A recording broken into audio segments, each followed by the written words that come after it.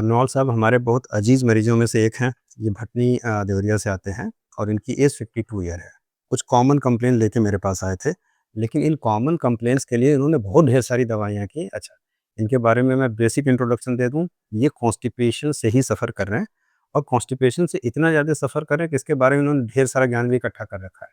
कोई ट्रीटमेंट इन्होंने नहीं छोड़ा है और अल्टीमेटली मेरे पास जब आए, तो शुरुआती दिनों में तो अच्छा रहा, लेकिन उसके बाद फिर ट्रैक चेंज हो रहा और फिर से दिक्कत आ रही है।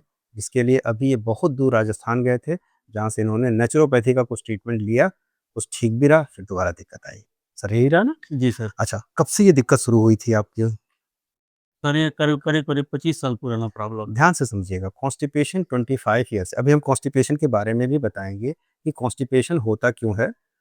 एजेड लोगों में कॉन्स्टिपेशन के लिए बेसिक कॉज़ क्या है? जो लोग लग्ज़ेटिव पे रह रहे हैं, वो कितना अपने लिए आगे ओल्ड एज के लिए प्रॉब्लम क्रिएट कर रहे हैं, क्योंकि हम अपनी बॉडी को एक नए हैबिट में अडॉप्ट करवा रहे हैं ना। और उसके साथ-साथ ऐसे लोगों को उस लग्ज़ेटिव से बचने के लिए क्या करना चाहिए? लग्ज़ेटिव तुरंत नहीं छोड़ना होता भाई, क्योंकि 25 साल से आप धीरे-धीरे करके उसके लिए आदी हो चुके हैं। वेरी फर्स्ट टाइम सर जब आप आए थे, उस दौरान आपको मोशन इरेगुलर होता था, ठीक है ना जी सर? सर, जी सर। कभी पेस्टी होता था, कभी चेंज होके होता था। जी, जी, पेट में गैस बनती थी और जी, वीकनेस बहुत भयंकर होती थी। जी, पेट के नीचे वाले हिस्से में थोड़ा-सा भारीपन रहता था, ठीक है सर? और बहुत लंबे टाइम तक आप स्ट्रेस और मतलब टेंशन से परेशान थे, ठीक है जी, सर? अब ध्यान से समझिएगा, इस क्लिनिकल प्रेज़ेंटेशन को आप देखेंगे, तो ये स्ट्रेस सिंड्रोम भी हो सकता है, ठीक है? ये तो उसकी वजह से हुआ है। लेकिन मोशन इरेगुलर हो रहा है, कभी कॉन्स्टिपेशन, कभी कुछ, कभी कुछ, तो ऐसे कंडीशन में ढेर सारी और भी दिक्कतें हो सकती हैं। शुरुआती दिनों में सर जो दवाइयाँ दी गईं, एक समय के बाद से आराम देना शुरू कर दी। जी, लेकिन उसके बाद फिर दोबारा दिक्कत लौट के आई। लास्ट टाइम में जो दवा दी गई थी उससे बहुत आराम नहीं मिला।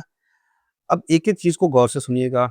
एक मेडिसिन दी जा रही है जिससे आराम मिल रहा है, उसके बाद वही मेडिसिन काम करना बंद कर देती है। यानी कि हमें वास्तव में हेयरिंग के ऑब्जर्वेशन पे जाना पड़ेगा, ठीक है? यानी कि 2-3 बातें हो सकती हैं। यदि किसी मरीज़ को सेम दवा अच्छा काम कर रही है, कुछ समय के बाद से दवा काम करना बंद कर दे रही है, या फिर दवा में करेक्शन की ज़रूरत है, या फिर कोई मेंटेनिंग कॉज़ है जो बार-बार पर्सिस्ट कर रहा है, यानी कि दवा को इफेक्टिवली वर्क नहीं करने दे रहा। ऐसे कंडीशन में या फिर हम वेट एंड वॉच कर सकते हैं, लेकिन वेट एंड वॉच कब तक करें? क्योंकि कॉन्स्टिपेशन रहेगा तो आदमी परेशान तो होगा ही है ना। तो वेट एंड वॉच का भी एक समय होगा। सारी चीज़ों का कंक्लूजन ये रहा है कि इसीलिए मैंने आज सर के लिए एक लिटरेचर बनाया है। ठीक है भाई? बार-बार कॉन्स्टिपेशन क्यों होता है भाई, रूट कॉज़ को समझिए। पानी की इनटेक कम होती है, इसको इन्होंने रेगुलेट कर लिया। फाइबर को इन्होंने बहुत सही तरीके से इनटेक किया। लाइफ़स्टाइल में थोड़े चेंज की ज़रूरत है। ये भागने-दौड़ने वाले इंसान हैं, एक जगह बैठे नहीं रहते हैं, लेकिन कभी-कभी बैठ जाते हैं। तो इसको भी हमें पैटर्न में लाना पड़ेगा। और सुबेरे शौच की आदत का नियमित ना होना, हो या ना हो, ये बच्चों के लिए भी मैं बोलता हूँ, जाना चाहिए। नहीं होगा तो लौट के आ जाएँगे। इसके बाद लक्सेटिव बहुत टाइम से कोई लेता है तो भी ऐसा होता है। और यदि किसी को अर्जिंग हो रही है, हम अपने काम में बिज़ी हैं और हमने उसको होल्ड कर लिया, तो भी दिक्कत होती है। टेंशन, एंग्ज़ायटी और दिनचर्या का अनियमित होना भी इसमें बहुत बड़ा कारण है। अब सबसे बड़ी बात जो होम्योपैथी मानती है उसको हम बताएँ आपसे। हर आदमी की टाइपोलॉजी होती है, कॉन्स्टिट्यूशन जिसे कहते हैं। यानी कि हमारे शरीर की बनावट कैसी है, इस पर से भी डिपेंड करता है और यहीं से होम्योपैथी की शुरुआत होती है। जैसे हमने कई फैमिली में देखा जिसमें हेमोरॉइड रन करता है, यानी कि पाइल्स पूरे घर के लोगों को है, ठीक है? कई लोगों में कॉन्स्टिपेशन भी रन करता है। जिस तरह से आप शुगर को रन कराना मानते हैं और हाई ब्लड प्रेशर को रन कराना मानते हैं।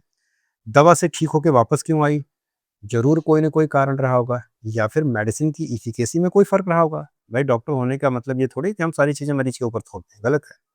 यदि मरीज़ के ये दवा के लेवल पर करेक्शन की ज़रूरत है तो हमें ही करना पड़ेगा। Acceptance is very necessary whenever we are going to treat chronic illness. हमें स्वीकार करना होगा कि गलती कहाँ हो रही, करेक्ट कहाँ करना है। तो ऐसे कंडीशन में स्ट्रेस, लाइफ़स्टाइल, खाना-पीना यानी कि रेगुलरिटी, वो सारी चीज़ें पेशेंट का। होम्योपैथी का असली उद्देश्य क्या है कि अब समझिए, समझने की कोशिश करेंगे कि लक्सेटिव क्या काम करती है, तब तो हम बताएँ आपसे।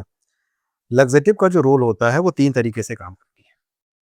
आंतों में हमारे वाटर को उसने बाहर निकाल दिया और स्टूल को सॉफ्ट बना दिया, पहला काम ये होता है। दूसरे नंबर पे वो पेरिस्टाल्टिक मूवमेंट को बढ़ा देती है। यानी कि जो किसी ब्रांड का नाम नहीं लेंगे भाई, कब्ज़ की ढेर सारी, पेट सफ़ा हो जाए की जो दवाइयाँ होती हैं, वो आंतों को निचोड़-निचोड़ के वो सब रिलीज़ करवाती हैं।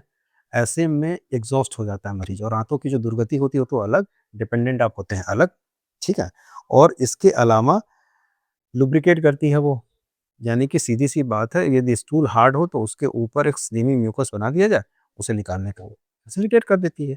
लेकिन इन 3 तरीकों की वजह से आपको मालूम भी नहीं चलता कि आप कब उसके ऊपर हैबिचुअल हो गए और आपकी डिपेंडेंसी यदि 20 साल से आप खुद को अडॉप्ट करके देखिए कि 20 साल से यदि आपकी आदत एक बन गई है, क्या उसे अचानक चेंज किया जा सकता है? प्रैक्टिकली नहीं। आप नहीं चेंज कर सकते तो आपकी आँत कैसे चेंज कर लेगी? अब यहाँ समझ में आता है कि ठीक कैसे किया जाए। फिर वही पैटर्न पे लौट के आएँगे। Lifestyle management, diet management, sedentary life को छोड़ना पड़ेगा। हर आदमी को 8 से 10 किलोमीटर टहलना पड़ेगा। मेडिसिन का सपोर्ट कम से कम रखेंगे, मतलब इनिशियली ज़्यादा रखेंगे, जैसे-जैसे आराम मिलेगा वैसे-वैसे कम करेंगे और सबसे ज़्यादा चीज़ मरीज़ से ज़्यादा कुछ करवाएँगे, दवाइयों के सहारे धीरे-धीरे कम करना शुरू कर देंगे। ख़ैर इन सब चीज़ों को आने में लगेगा टाइम।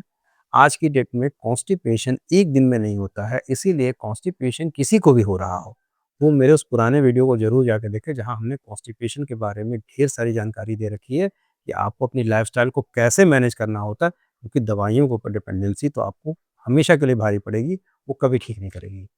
सो दैट्स व्हाई हमेशा एक अप्रोच, इसीलिए हम बार-बार बोलते हैं कि इस मैनेजमेंट इज़ वेरी इंपॉर्टेंट चीज़। हमें ये समझना पड़ेगा कि बेसिक दिक्कत कहाँ से आ रही है, उस दिक्कत को हम कैसे ठीक करें, उसके लिए क्या अप्रोच रखें और उस रास्ते में जो ऑब्स्टेकल आएगी, रुकावटें जैसे अभी हम लोग एक जगह स्टक कर गए हैं, रुकावटें आएँगी उसको कैसे दूर किया जाए। एक सबसे इम्पोर्टेंट चीज़, जिस तरह से लक्सेटिव के बारे में हमने बोला आपसे कि धीरे-धीरे करके उसी तरह छोड़ दिए, उसी तरह इस बीमारी से जो लोग भी सफ़र कर रहे हैं, प्लीज़ आप ऑप्शन ना अलग-अलग देखिए। मेरा हमेशा से ऐसा मानना है, यदि हमने एक डॉक्टर को सेलेक्ट किया जिससे आराम मिला, तो श्योरली हम तब तक उसे फ़ॉलो करेंगे जब तक कि थोड़े अप एंड डाउन के बाद से वो ट्रैक में ना आ जाए। क्योंकि जब हम एक ट्रीटमेंट को छोड़ के दूसरे ट्रीटमेंट पे शिफ्ट होते हैं, तो नो डाउट वो भी एक नया टाइम की डिमांड करेगा। इसीलिए मैं होम्योपैथी में integrated mode of the medication use करता हूँ। Lifestyle change, yoga, diet and regular homeopathy treatment. यदि रियल तरीका सही रहा, तो रिज़ल्ट ज़रूर आएगा। ये अलग बात है, कभी पहले, कभी बाद में और हो सकता है 100% ना आए, 80% यदि हमने ठीक कर लिया, तो मान लेंगे सब कुछ ठीक है। Thank you. कॉन्स्टिपेशन वाले सारे मरीजों को ये वीडियो ज़रूर शेयर करिएगा क्योंकि 70-60 तक जाते हुए 60-70 एज पे कॉन्स्टिपेशन बहुत सीवियर हो जाता है, वो हमारी दवा से भी जल्दी रिस्पॉन्स नहीं करता है। So that's why before that हमें उसके लिए कॉन्शियस होना पड़ेगा और उसके लिए एक सही सिस्टम को अडॉप्ट करते हुए मेडिसिन कर लेना पड़ेगा। Thank you. Doctor Atul Kumar से मेरा नाम है।